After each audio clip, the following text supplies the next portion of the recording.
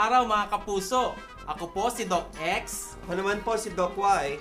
Kami ang Dental Dynamic Duo. Oh, Doc X, tumutunog na naman. Doc? Naku, may nangangailangan ng tulong natin. Kaya nga. Ate. O yan. Mukhang napakasakit ng ipin na ito. Oh. Mukhang naghirap na siya sa sakit ng ngipin, Doc. Oo nga. Tulungan natin to. Sige, Doc. Sige. Kaya ba natin papuntahin din dito? Parang yung kay Bravo lang to. Oo, kayang-kaya, Doc. O sige, sabay tayo Okay, ha. sabay tayo. Ang bilis mo naman ha. Sobrang effective tong... Talaga, Doc. Kamusta ate? Ano nga ba pangalan mo? Ako po si Bridget. Dok, napakasakit ng panga ko, Dok. Mukha nga sobra. Ate, sandali prepare natin. Kunin nga natin yung babe. Tingnan muna natin kung ano yung problema dyan, ano? Sobra ba hanggang saan umaabot? Umaabot dito sa ulo? Opo sobrang pati ulo ko po, napakasakit. Sige. Oo. Check Sige. upin natin Check natin, Check Ate natin. Bridget, ha? Patingin nga po, Ate Bridget. O, Doc. Sa mga ngipin ni Ate Bridget, okay naman. Wala namang sira yung ngipin. Tignan mo, Oo. Doc. Tingnan nga natin kung ano yung problema natin dun sa tooth mo. Naku. Maganda naman yung ipin ni ate. Kaya lang parang may napapansin akong may pamamaga ng konti dun sa dulo Ng panga. panga, oo. Ate, baka may nakain ka matigas. Kasi po yung nakaraang araw, ulam namin crispy pata. Pinapangal-pangal ko yung buto, sarap na sarap ako. Baka po kaya doon ang dahilan. Hindi kaya, Dok?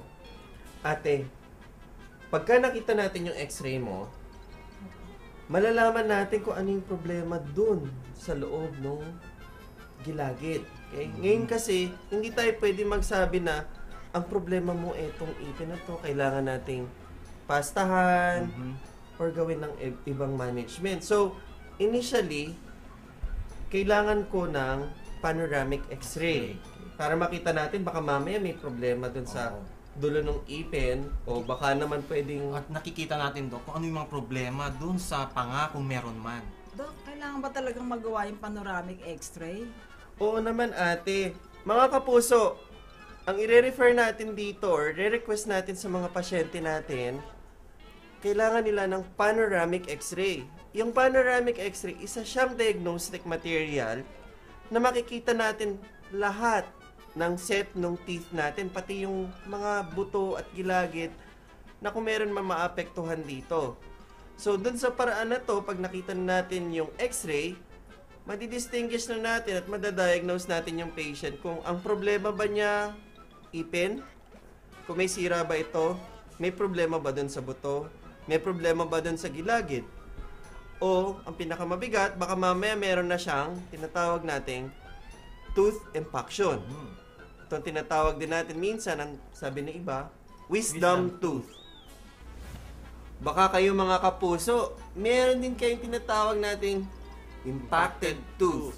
So, tingnan natin yung case ni Ate Bridget. Baka meron din kayo katulad nito. Una, ano ba ang impacted tooth? Impacted tooth, para sa kaalaman ng karamihan, mga kapuso, ito yung mga ipin, lalo na yung mga ipin na hindi lumalabas sa gilagid. So, ito yung tinatawag natin impacted tooth na nahihirapan na yung ipin na lumabas doon sa kanilang gilagid or nagkaroon ng magandang eruption.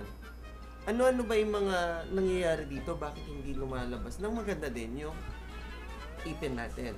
Okay. Ang impacted tooth, Doc, minsan hindi lumalabas yan kasi walang enough space sa bagang.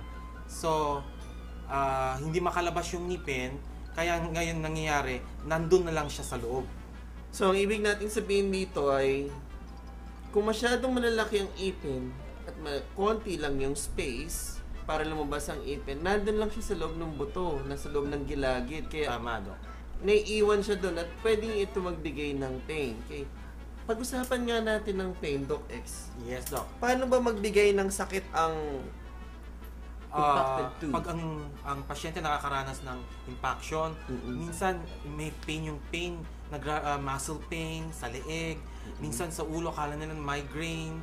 Yun yung mga pain na nararamdaman ng mga kapuso natin. Minsan di pa nga nila alam na yun pala ang dahilan, yung impaction, impacted tooth. Okay. And at ang isang sign and symptoms po mga kapuso ng impacted tooth ay yung swelling, pamamaga. Tama. Minsan sabihin nila parang may beke sila dito, pero ang cause pala nun is yung ngipin, impacted tooth po yun.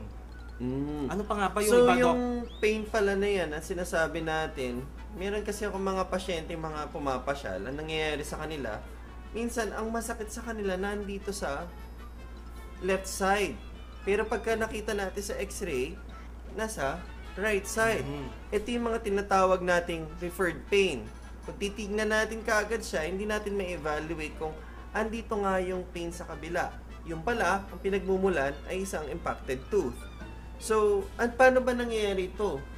Normally, mga kapuso, ang tubo ng impacted tooth, oras na gumalaw siya, tinutulak niya lahat ng ipin into one side. So, oras na itulak ang ipin into one side, ang nangyayari po ay nagkakaroon ng pressure at tension dun sa bony surface or dun sa ating gilagid. So, konting galaw lang ng gilagid, ng ipin dun sa buto, sumasakit na po ito. Mga kapuso, pagka meron na tayong nararamdaman na headache, o kaya mga pananakit sa panga natin, sa muscle natin, or kabigatan sa likod natin, pumasyal po tayo sa mga espesyalista natin ng TMJ specialist, ng mga dentista. Bibigay po sila sa inyong therapy para po unti-unting ma-relieve. Okay? Hindi po basta take ng gamot lang. Minsan kasi yung imbalance ng pagkagat natin or meron man tumutubong mga impacted tooth na nawawala sa posisyon talaga, magamot din kaagad. Doc, tanong ng karamihan, pwede ba natin maiwasan ang impacted tooth? Aba! Hindi natin maiiwasan yan, mga kapuso. Unang-una, hindi natin alam yung gawa ng Diyos, yan yung physiologic or normal way kung paano gumalaw yung ating mga ipin. Pero mape-prevent natin yan. Okay? Kung regular kayong pumapasyal sa dentista, lalo na kung bata pa, no, na-observe na kaagad kung may mga problema dun sa loob ng ipin. Kung milk teeth, tapos permanent teeth yung susunod, di ba? Kung may milk teeth, tapos 10-year-old and 12-year-old na, hindi pa natatanggal yung mga permanent teeth, may question in mind na. Mga kapuso, minsan nagkakaroon tayo sa loob ng gilagid natin na yung permanent teeth, nasa loob pa. Nagiging retained permanent tooth sila. Si milk teeth, andyan, matanda na si patient, mga 13 years old, 14 years old, kala ng mga parents, okay pa. Okay. Yun pala, sumusungki na sila dun sa loob ng bibig or loob ng gilagid ng patient. So, sa ganung paraan, dapat matanggal na ang milk teeth para si permanent teeth just in time na lalabas pumesto. na. Oo. Naku ate, nakita mo tong x-ray mo. Buti na lang hindi mo na natin binutas yung mga tooth para dun papastahan. Okay lahat yung ipin mo, kaya lang ang nakita nating problema dito, may mga ipin kang hindi lumabas. Most preferably, sila yung tumutulak dun sa bawat ipin, kaya yung sakit niya magmula dito hanggang dito na sa ulo mo, no? Sobra talaga ang sakit nito, okay? So, ang management nito, wala tayong ibang choice kundi mag-underwent ka sa oral surgery. Okay? Para ma-remove natin yung impacted tooth. So, Okay? Doc, kailangan ko pa magpa-clearance? Kailangan nating magpa-clearance kung may sakit ka ba sa puso. Sa pagkakaalam ko po, wala naman, Doc. Okay. Pero maganda na rin na ma-double check natin yung puso mo, pati na din yung blood. Okay? Kung sakaling mabilis ba itong gumaling or hindi. Okay? Kaya kakailanganin natin magpa-medical clearance para maiwasan natin yung mga problema na mag-a-arise during the surgical management. Tama, Doc? Tama. Napaka-importante, Doc Wai, ang x-ray at saka clearance na manggagaling sa kanilang mga doktor. Yan po mga kapuso. Ate Bridget, Huwag mo kalimutan yung bilin namin sa iyo, ha? O hayan mga kapuso, marami na naman kayong natutunan sa araw na ito. Ako po si Doc X, X na naman po sa lahat ng problema ng inyong mga ngipin. Ako naman po si Doc Y. Check na naman po tayo dahil natulungan natin si Ate Bridget at kayong mga kapuso dyan. Natutunan nyo saan ba nagmula ang impacted teeth, okay? So, tandaan ninyo parati, kami po ang Doc Smiley!